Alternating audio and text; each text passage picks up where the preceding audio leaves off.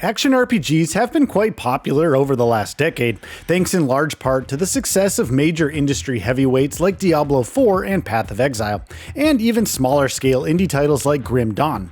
Since then, we've seen several indie studios take a shot at the genre, and while some may have chosen to refine the kind of gameplay and mechanics we've seen since the elements of the genre were codified years ago, many others have come up with their own unique spins.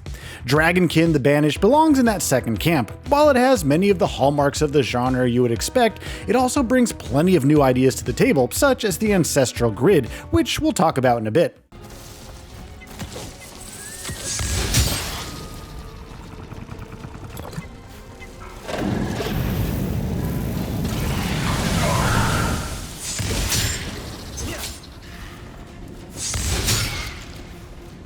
Right when you start playing, the first thing you'll notice is that Dragonkin the Banished places quite a bit of emphasis on its world and story.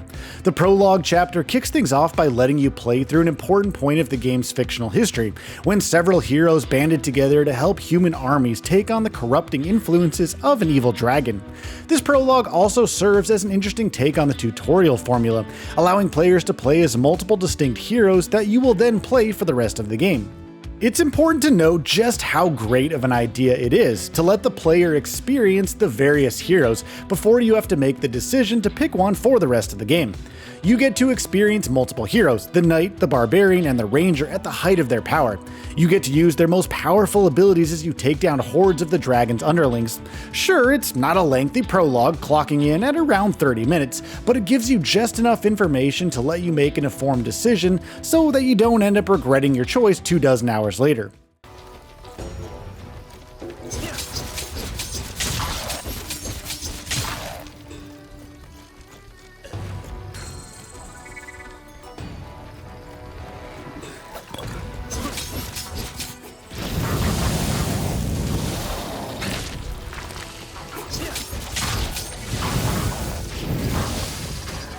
Dragonkin the Banished makes one heck of a first impression thanks to the scale of the epic story being told. There are no punches pulled when you're thrown against massive hordes of demons and dragonskin to take on. Starting things off in the shoes of the Knight, you get to feel immensely powerful. The prologue zones are also visually impressive, with plenty of debris flying all over the place and enemy corpses ragdolling away as you run through them with your shields raised. On finishing the prologue, however, things slow down to an absolute crawl. After picking out your hero, you're going to be spending the next several hours taking on small-scale villains like bandits before you get to fight more intimidating enemies and bosses. There is also a surprising amount of time spent in mundane activities, where you're just running around and talking to various NPCs without any combat to break up the flow. While I'm not against the idea of trying to tell a story in an otherwise action-heavy genre like the RPG, things do start getting monotonous until you're given your first real mission.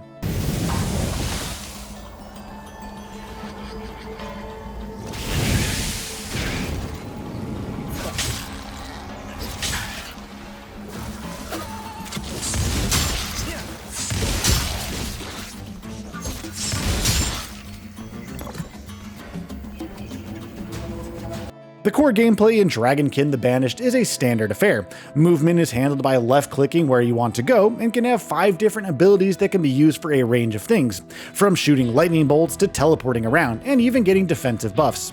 There is also an option for an alternate control scheme, where every aspect of your character, aside from aiming abilities, is handled by the WASD cluster of keys.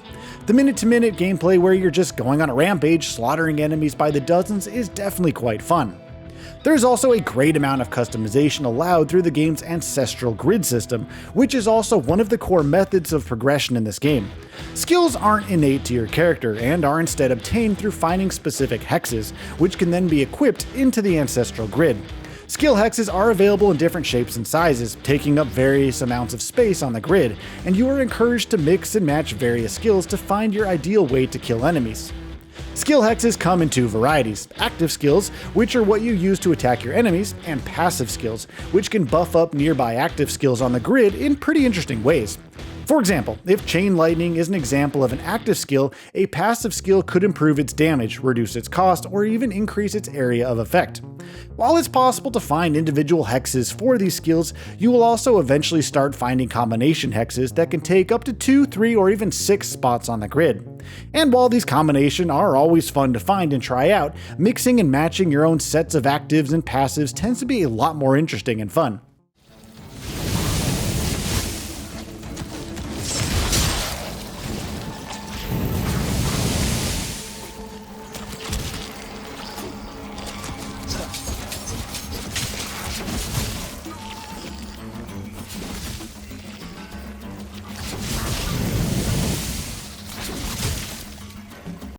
However, the Ancestral Grid does take a fair bit of time to actually start being fun. You don't have access to the whole grid when you start out, and more parts of it open up as you level up. While this is fine in the long run, it definitely causes more frustration with the whole system in the earlier parts of the game, since you don't really have the room to equip the hexes you get early on. Considering the nature of the game, this isn't too much of a problem. You can simply level up far enough to stop feeling those unnecessarily early constraints. Now, another unique aspect of Dragonkin the Banished is that, along with your character's abilities and gear, you also get to level up a city. Dubbed Montscale, the city has several spots where you get new buildings built and upgraded. While an interesting concept, the city upgrading aspects unfortunately don't do much to affect the actual gameplay. Just about every building you erect or upgrade tends to offer, at best, minor buffs to things like your stats or how much experience you can get from killing things. Now, since it is an early access title and more city features are slated for future updates in the roadmap, however, this feels like an issue that will get ironed out over time. There's also a small baby dragon that you can get to occasionally help you fight against draconic enemies. And as adorable as it may sound, when it comes to gameplay, your dragon companion doesn't contribute much in these battles. You can get skill hexes that improve your dragon's attacks, but unfortunately, all of these skills are surprisingly dull, doing little more than giving the dragon a chance to deal damage every time that you do.